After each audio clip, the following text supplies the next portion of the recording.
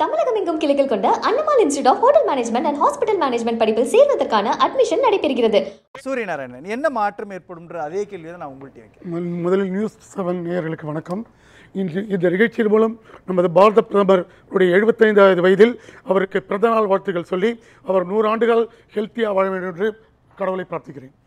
அதாவது நீங்கள் இப்போ அரசியலில் எல்லா இடத்துலையும் எக்ஸ்ப்ளோர் பண்ணிட்டு தான் இருப்பாங்க. இந்த கட்சியோட சேரலாமா, இந்த கட்சியை சேர்த்துக்கலாமா, இந்த கட்சியை சேரும். ஈவன் டிஎம்கேயும் பிஜேபியை சேர்த்துக்கிட்டா தாம் பலம் பெற முடியும் என்று நினைத்து பிஜேபியுடன் கூட்டணி வைத்த கட்சி தான் டிஎம்கே.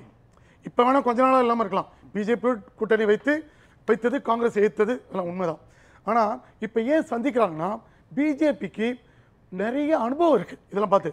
உதாரணத்திற்கு ஒன்று சொல்லணும்னா, உத்தரப்பிரதேசில் நம்ம எப்படி இப்போ தமிழ்நாட்டில் டிஎம்கே ஸ்ட்ராங்காக இருக்குது, அடுத்தது ஏடிஎம்கே மற்ற கட்சி இருக்க மாதிரி உத்தரப்பிரதேசில் சமாஜ்வாதி பார்ட்டி மிக ஸ்ட்ராங்காக இருந்துச்சு. அந்த டயத்தில் மாயாவதிக்கு சப்போர்ட் செய்து பிஜேபி ஃபஸ்ட்டு டைம் 2.5 வருஷம் இது பண்ணாங்க. அதுக்கப்புறம் அந்த கூட்டணி வந்து அந்த டயத்தில் சமாஜ்வாதி பார்ட்டி பதவி இழந்தது. அதே மாதிரி பீகாரில் லல்லு பிரசாத் யாதவ் மிகப்பெரிய ஸ்ட்ராங்காக இருந்தார். அந்த டயத்தில் லல்லு பிரசாத் யாதவையும் காங்கிரஸை வீழ்த்த வேண்டும் என்பதற்காக நிதிஷ்குமாருடன் பிஜேபி இணைந்து அப்பொழுது லல்லு பிரசாத் யாதவை ஆட்சியிலிருந்து அகற்றியது. அதே மாதிரி குமாரசாமி கர்நாடகாவில் நடந்துச்சு. இதே போட்டு மகாராஷ்டிராவிலையும் நடந்தது. எப்பெல்லாம் காங்கிரஸை சப்போர்ட் பண்ணுகின்ற கட்சிகளோ அதிக அளவு ஸ்ட்ராங்காக இருக்கும்போது அதற்கு ஆல்டர்னேட்டிவ் கட்சியோட பிஜேபி சேர்ந்து நிச்சயமாக ஒரு அரசியலில் ஒரு மாற்றத்தை ஏற்படுத்தி என்பது நிதர்சன உண்மை. இதற்கு பிஜேபிக்கு நிறைய அனுபவம் இருக்குது. அதை பற்றி கூட பேசியிருக்கலாம்.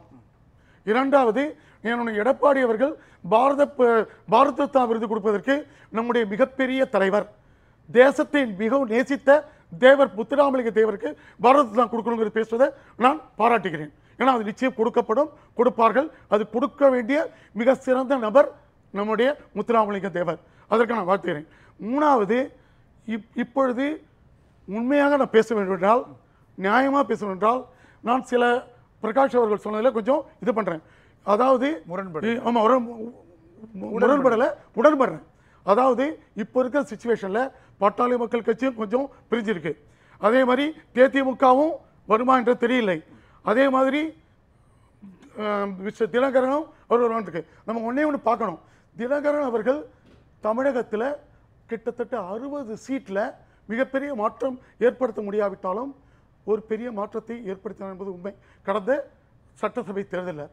ஏனென்றால் 25 தொகுதியில் இவர் சொன்னதான் உடன்படு 25 தொகுதியில் அதிமுகவுடைய தோல்விக்கு காரணம் இருந்திருக்கு. அதை நம்ம இது பண்ணுறோம்.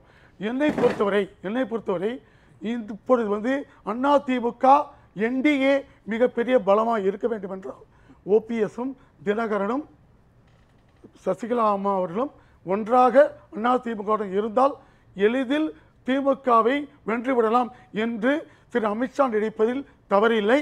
அதை சுட்டி காட்டுகிறாரா? விரும்புறாங்களா? கண்டிப்பா விரும்புறாங்க. விரும்பலையான்னு எப்படி சொல்றீங்க? விரும்புறாங்க.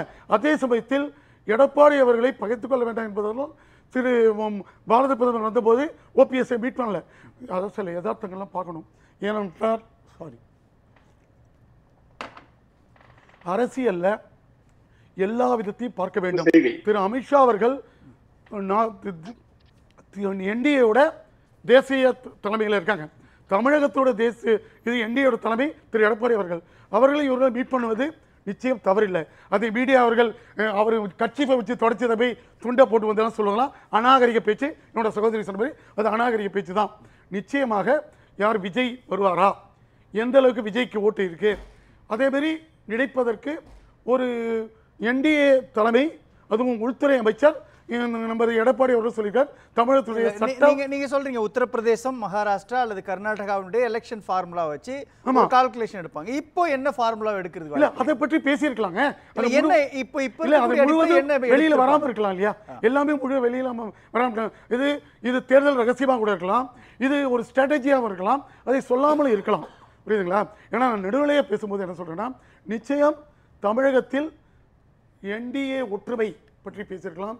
ஏனென்றால் சமீபத்தில் திருமதி பிரேமலதா விஜயகாந்த் அவர்கள் தன்னுடைய பேச்சில் எந்த பக்கம் போவேன் என்று சொல்லும் இதெல்லாம் இருக்கு. அப்ப எல்லா எதிர்க்கட்சிகளையும் ஒன்றிணைத்து முக்கிய நோக்கமே திமுகவை அரசியல் அதாவது முதலமைச்சரிலிருந்து விலக்க வேண்டும் என்கின்ற எண்ணத்தில் திரு அமித்ஷா அவர்கள் பேசியிருக்கலாம். இப்போ அந்த இடத்துட்ட என்ன கால்குலேஷன்? தேமுதிக உள்ள வருவாங்களான்னு தெரியல, பாமகவுடைய நிலைப்பாடு தெரியல, கிருஷ்ணசாமி அல்லது ஜான் பாண்டியனுடைய ஸ்டேட்மெண்ட் என்னன்றது தெரியல, ஜி.கே. வாசனுடைய நிலைமை ஏன் இவங்க எல்லாம் ஒன்னு சேரல இல்லையா? இப்போ இந்த இடத்துட்ட என்ன ரோல இபிஎஸ் பிளே பண்ணுவாங்க? என்னுடைய கணிப்பு என்னென்றால், நீங்க அதிமுக சேர்த்துக் கொள்ளாவிட்டாலும் பரவாயில்லை, டிடிவி அவர்கள், ஓபிஎஸ் அவர்கள், சின்னம்மா திருமதி சசிகலா அவர்கள் அவருடைய ஒரு குரூப்பா ஒரு ஃப்ரண்டா கிரியேட் செய்து அதை நீங்கள் அக்செப்ட் பண்ணி செய்து கொள்ள வேண்டும் என்று கூட பேசியிருக்கலாம். இது 2021 இருந்து இதானே பேசிட்டு இருக்காங்க. இப்பயும் பேசிருக்காங்கன்னா எலெக்ஷன் இப்ப இருக்கிற சிச்சுவேஷன் அந்த அளவுக்கு என்டிஏக்கு தமிழகத்தில் மிகப்பெரிய சாதகம் இல்லை என்பது யதார்த்தம். ஏனென்றால் திமுக கூட்டணி ஸ்ட்ராங்கா இருக்கு. புரியுதுங்களா? ஈவன் திரு எடப்பாடி அவர்கள் கூட ஏன் பிஜேபியை சேர்த்துக் கொண்டார்கள்? அங்கு உள்ள கூட்டணியில் நிறைய பேர்கள் சேரவில்லை, அதிமுக சேரவில்லை. அப்ப யதார்த்தத்தை அவர் புரிந்து கொண்டு பிஜேபியுடன் சேர்ந்தால்தான். ஏனென்றால் பிஜேபி கூட்டணி, அதாவது என்டிஏ கூட்டணி, டிடிவி, ஓபிஎஸ் இவர்கள் எல்லாம் சேர்ந்து பிஜேபி உட்பட 18% தமிழகத்தில் ஓட்டு இருக்கு. அவர்கள் 22-23% அதிமுக மற்றும் அந்த கூட்டணி வந்தால், சேர்த்து வந்தால் 40% ஓட்டு வந்தால் நேச்சுரலாகவே ஏடிஎம்கே கூட்டணி வெல்ல வரும் என்று சொல்லியிருக்காரு. இன்னும் நீங்க பார்க்கணும், ஏன்னா இப்போ உள்ள மீடியாக்கள் மற்றும் எதிர்கட்சிகள் என்ன சொல்றாங்க, எடப்பாடியுடைய இவர் அமித்ஷா சரியா ட்ரீட் பண்ணல. நிச்சயமா இல்லை. திரு அமித்ஷா அவர்களும் பிஜேபி அவர்களும் ஈவன் அண்ணாமலை அவர்களும் எடப்பாடி அவர்களை முதலமைச்சர் கேண்டிடேட்டா பல தடவை பேசிட்டாங்க. இப்பொழுது முக்கிய குறிக்கோள் என்னன்னா, திமுகவில் உள்ள கூட்டணியில் உள்ள சில பேர்கள் வருவார். ஏன்னா இப்ப இருக்கிற டிஃபரெண்டா இருக்கு. ஏன்னா விஜயும் களத்தில் வந்துட்டார். அப்ப இருக்கும்போது மற்ற கட்சிகள், சில கட்சிகள் விஜய் கூட்டணியில் சேரலாம் என்கின்ற யதார்த்த நிலவரமும் இருக்கு. அப்படி ஏன்னா அவரும் கிளீனா விஜய் சொல்லிட்டாரு, என்ன நாங்கள் கூட்டணி ஆட்சி அமைப்போட்டாரு. ஈவன் காங்கிரஸ் கூட என்ன கேட்டாங்க, சமீபத்தில் 114 இடங்கள் கேட்டிருக்காங்க தமிழகத்தில். இப்படி எனக்கு புரியுது. நீங்க சொல்றபடி பார்த்தா அல்லது ஓபிஎஸ்சியோ டிடிவி தினகரனையோ சசிகலாவையோ தாவேகாவோடு கூட்டணி அமைத்து ஒரு தேர்தலை சந்திப்பதற்கான வாய்ப்பு இருக்குன்ற இடத்துல தான் நகர்த்துறீங்க நீங்க. அப்போ இல்லைங்க, நிறைய துண்டு போடுறதுக்கு விஜய் அவர்கள் ரெடியா இருக்காங்க. இல்ல, அந்த இடத்தை எப்படி விஜய் ஒத்துக்குவாரு? டிடிவி தினகரனை பக்கத்துல வச்சுக்கிட்டு என்ன மாதிரியான அரசியல் அவர் பேச முடியும் களத்துக்குள்ள இருந்து? இப்ப மற்ற கட்சிகள் எங்கள் கட்சியில் சேரலாம் என்று ஏன் சொல்லியிருக்காரு? அவர் சொன்னது டிடிவி தினகரனையோ ஓபிஎஸ் சசிகலாவையோ சொன்னாங்கன்னு எப்படி சொல்லுவீங்க? எல்லா கட்சியிலும் சொல்லியிருக்காரு. டிடிவி தவிர ஓபிஎஸ் தவிர சொல்லலையே. இப்ப இருக்கிற சிச்சுவேஷன் தமிழகத்தில் எப்படி இப்ப நான் சொன்ன ஒரு 5-6 மாநிலங்கள் அதே மாதிரி தான் இருக்கு.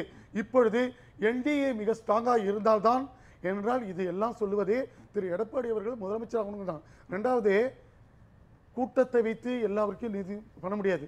ஏனால் கூட்டத்தை வைத்து 70-80% ஓட்டுகள் வாங்கலாம். குறைந்த சதவீதத்தில் இப்ப கடந்த சட்டசபை தேர்தலில் அதிமுக 6000 ஓட்டுகள்ல, 10,000 ஓட்டுகள்ல, 3000 ஓட்டுகள்ல தொற்று ஆட்சி அமைக்க முடியாம போச்சு.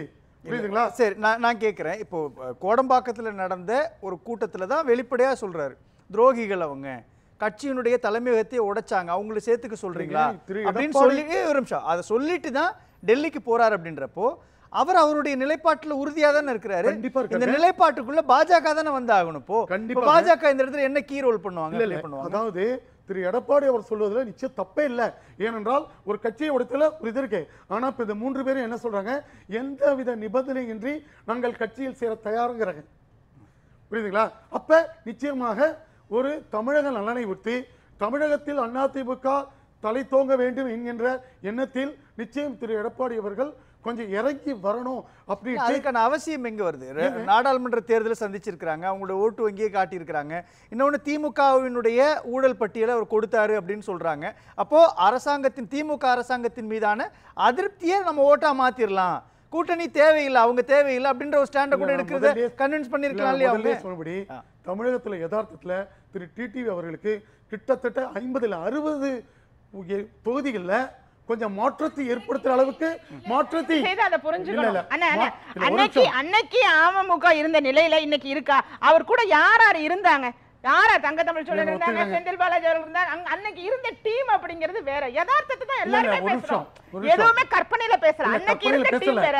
அவரை நம்பி போனவங்க எல்லாருமே இன்னைக்கு வெளியில போயிட்டாங்கிறது நமக்கு தெரியும். அதனால 21 வேற 26 வேற. கொஞ்சம் கன்சிடர் பண்ணுங்கிறதா கன்சிடரேஷன் கரெக்ட். பட் கன்சிடர் பண்ணுங்கிறதா அப்படி as a NDA உடைய நேஷனல் ஹெட்டா பிஜேபி இருக்கும்போது திரு அமித்ஷா அவர்கள் நாம் ஒன்று சேர்ந்தால் கூடி வாழ்ந்தால் கோடி நன்மை, அது நடிப்பது தவறில்லை. கூடா நட்பு கேடு தருங்கிறது எனக்கு தப்பு இல்ல, கூடா நட்பு கேடு தருங்கிறது இல்ல.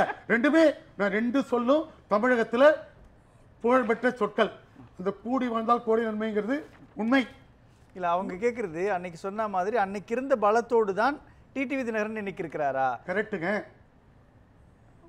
அதாவது ஓட்டு சிதறக்கூடாதுன்னு நினைக்கிறத தவறு இல்லையே. சரி, இப்போ நான் ஓபிஎஸ்ஏ கூட வச்சுக்கிறாங்கன்னு வச்சுக்கோங்களேன். 2021 ஓபிஎஸ் இபிஎஸ் கூட தானே இருந்தாரு, அன்னைக்கு வெற்றி வாங்கி கொடுத்துருக்கலாம் இல்லையா? சரி, ராமநாதபுரத்துல பலாப்பழ சின்னத்துல நின்னார் இல்லையா, அன்னைக்கு ஜெயிச்சிருக்கலாம் இல்லையா, அவருடைய ஓட் பேங்க் காமிச்சிருக்கலாம்ல. நீங்க ஒண்ணு இதை பார்க்கணும், குறைந்த சதவீத ஓட்டில் தோற்க வேண்டாம். தமிழகத்தில் அடுத்த ஆட்சி நேஷனல் என்டிஏ அலையன்ஸ் வர வேண்டும் என்பதுதான் அப்பையிலிருந்து திரு அமித்ஷா சொல்லிக் கொண்டிருக்கிறார். தேர்தல் வெற்றிக்காக ஒரு கட்சி வந்து சரியான முறையில நகர்த்திக்கிட்டு போகும்போது அதற்குள்ள இடையூறு வந்து அந்த கட்சியை நீங்க வந்து மாத்தணும்னு நினைக்கிறது தவறு இல்ல. நம்ம யதார்த்த உண்மையை பார்க்கணுங்க, கள நிலவரத்தை பார்க்கணும்.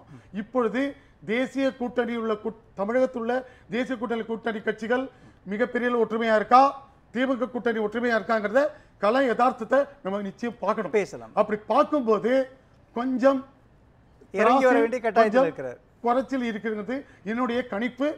இது உண்மையா இருக்கலாம் என்பதும் என்னுடைய இது. அப்ப இன்னும் கூட்டணி ஒற்றுமையா இருக்க வேண்டும். அப்பொழுதோட இப்ப எப்படி இருக்கு அப்படிங்கறத, அண்ணாமலையோட இது எப்படி இருக்கு அப்படிங்கறதெல்லாம் பேசுறது கூட அது பேசியிருக்கலாம் நிச்சயம். ஆனால் எப்பொழுதுமே திரு அமித்ஷா அவர்கள் தமிழகத்தில் ஆன்டி டிஎம்கே மொத்த கூட்டணி ஒன்றாக இருக்க வேண்டும் என்று நினைப்பதில் அவர் தீவிரமா இருக்கார். அதுக்கு தான் யதார்த்த உண்மை கள நிலவரம், அதற்காக பேசியிருக்கலாம். மற்றும் இவர் எதிர்க்கட்சி தலைவராக இருக்கும்போது தமிழகத்தில் சட்டம் ஒழுங்கு எப்படி இருக்கு என்பதை பேசியும் இருக்கலாம். ஏன்னா அதுவும் பேசியிருக்கலாம், நிறைய நிறைய பேசியிருக்கலாம். அதற்காக எடப்பாடி பணிந்து போய்விட்டார் அப்படிலாம் கிடையாது. தேசிய தலைமை டெல்லியில் இருக்கும்போது தமிழகத்தில் பேசுவது என்பது, தமிழகத்தில் டெல்லியில் பேசுவது என்பது எப்பொழுதும் நடப்பது, இப்பொழுதுதான் நடந்திருக்கு. அதை திரித்து பேசுகிறார்கள் நிறைய மீடியாக்காரர்கள், எதிர்கட்சிக்காரர்கள், ஆளுங்கட்சி கூட்டணிக்காரர்கள் என்பதும் உண்மை. நன்றி.